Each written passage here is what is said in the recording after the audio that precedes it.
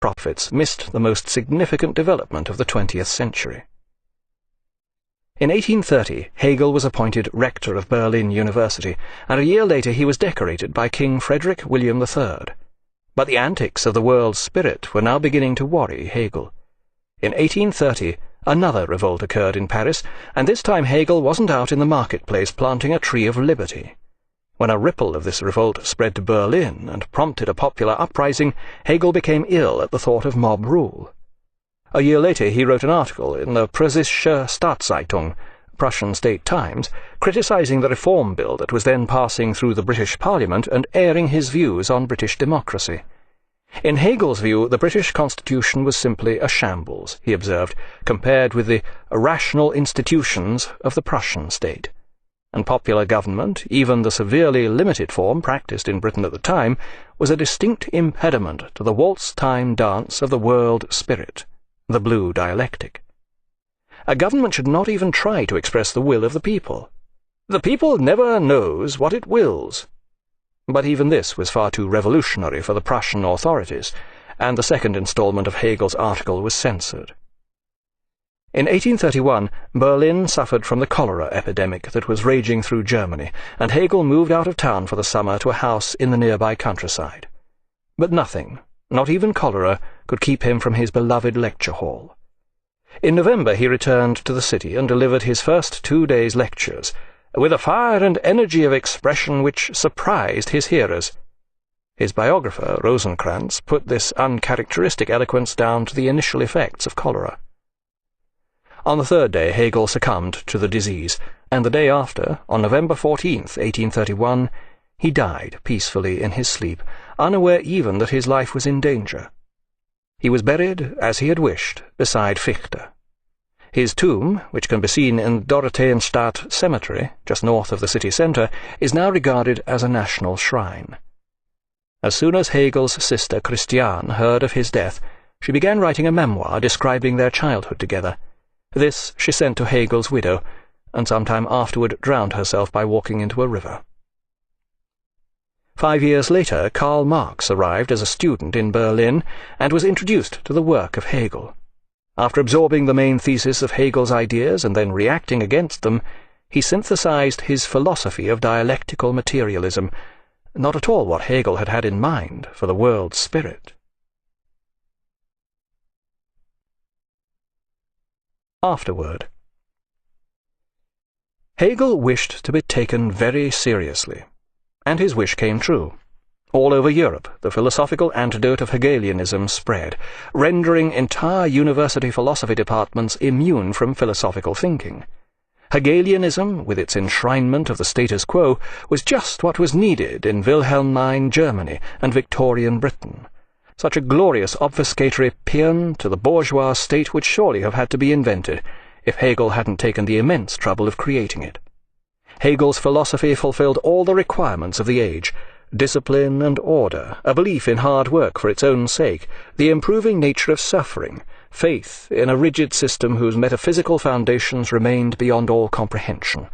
All these were required of Hegel's readers, to say nothing of the late 19th century middle classes. Hegel's profound, all-embracing system resembled a colossal glass bead game, an intellectual challenge attracting many of the greatest minds of the time. And so it might conceivably have remained. But Europe was not about to enter the long stability of another medieval era, where the dialectic would take on an even greater role in thought than the syllogism. Or was it? Attempts were certainly made, in differing forms yet with similarly horrific results, to institute such an era. Yet the blame for these monstrosities cannot be laid at the study door of the lonely professor in his yellow-grey dressing-gown. His crime against language was obfuscation. Theirs was lies. His understanding of the world was ultimately a stupendous intellectual fairy tale. They chose not even to try to understand the world, but to change it.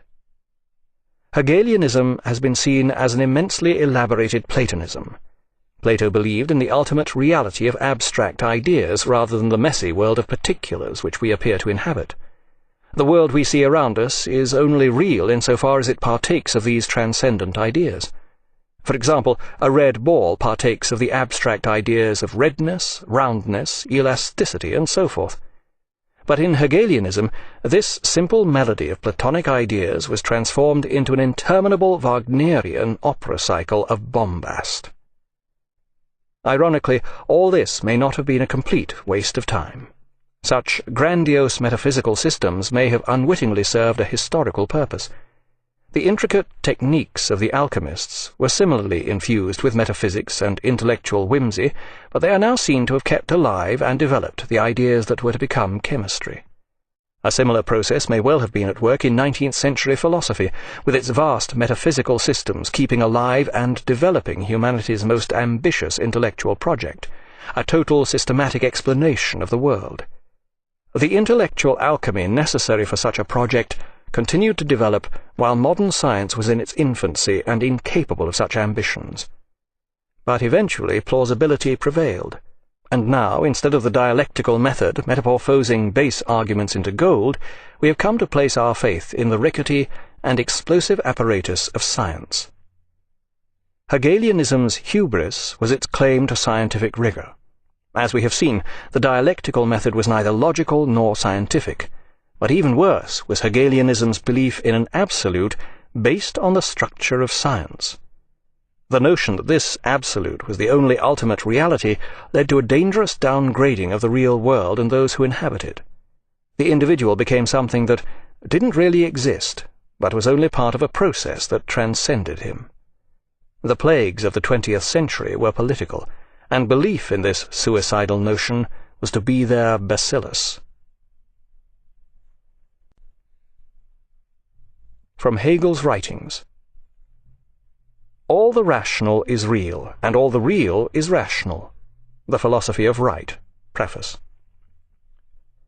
It is possible to show that the notion of philosophy is implicit even in our everyday thinking. We begin with our immediate perceptions and desires, but these soon urge us beyond their immediacy towards the apprehension of something greater than ourselves, an infinite being and infinite will. This is the course I have pursued in the Phenomenology of Mind. The Encyclopedia of the Philosophical Sciences in Outline. 3. Time, like space, is a pure form of sensuous perception or intuition. It is the condition of all immediate, active perception, as well as that which is perceived, i.e., of all experience, and all which is experienced. Nature is made of space and time, and is a process. When we stress its spatial aspect, we are aware of its objective nature. When we stress its temporal aspect, we become aware of its subjective nature. As we perceive it, nature is an unending and continuous process of becoming. Things arrive and depart within time. Such things are not only within time, but they are also temporal. Time is a way of existing. The Encyclopedia of the Philosophical Sciences in Outline, 201. Every true or real logical thought has three aspects. Firstly, the abstract or comprehensible aspect, which indicates what a thing is. Secondly, its dialectical negation, which says what it is not. Thirdly, the speculative, which is concrete comprehension. A is at the same time that which it is not. These three aspects do not constitute the three aspects of logic. Rather, they are moments of everything which has logical reality and truth. They are part of every philosophical concept. Every concept is rational, is an abstraction opposed by another, and is comprehended by a unity with its opposite. This is the definition of the dialectic. The Encyclopedia of the Philosophical Sciences in Outline, 13. All science, apart from philosophy, deals with objects which are taken for granted. The items under investigation are merely accepted prior to their scientific investigation. Likewise, interpretations gathered in this way are verified by referring back to the given material. Sciences have no need to justify the status of their material. Mathematics, jurisprudence, medicine, zoology, botany, and so forth naturally presuppose the existence of magnitude, space, number, right, sickness, animals, plants, etc. With philosophy it is different. Philosophy begins in doubt and argument. It opens with a question about itself. The object and method of philosophy are not assumed or agreed before we start philosophizing. Investigating these things is what philosophy is about. This is what is so problematic about the subject. On the one hand, philosophy must begin by investigating itself, and on the other it must mediate with the world. This necessary uniting of the immediate and the mediate is what philosophy is. The Encyclopedia of the Philosophical Sciences in Outline, 1, 2, 3. Experience and history teach us this. Prophets missed the most significant development of the 20th century. In 1830, Hegel was appointed rector of Berlin University, and a year later he was decorated by King Frederick William, compared with the rational institutions of the Prussian state. And popular government, even the severely limited form practiced in Britain at the time, was a distinct impediment to the waltz-time Russian state Times, criticising the reform bill that was then passing through the British Parliament and airing his views on British democracy. In Hegel's view, the British constitution was simply a shambles, he observed, from the third. But the antics of the world's spirit were now beginning to worry Hegel. In 1830, another revolt occurred in Paris, and this time Hegel wasn't out in the marketplace planting a tree of liberty.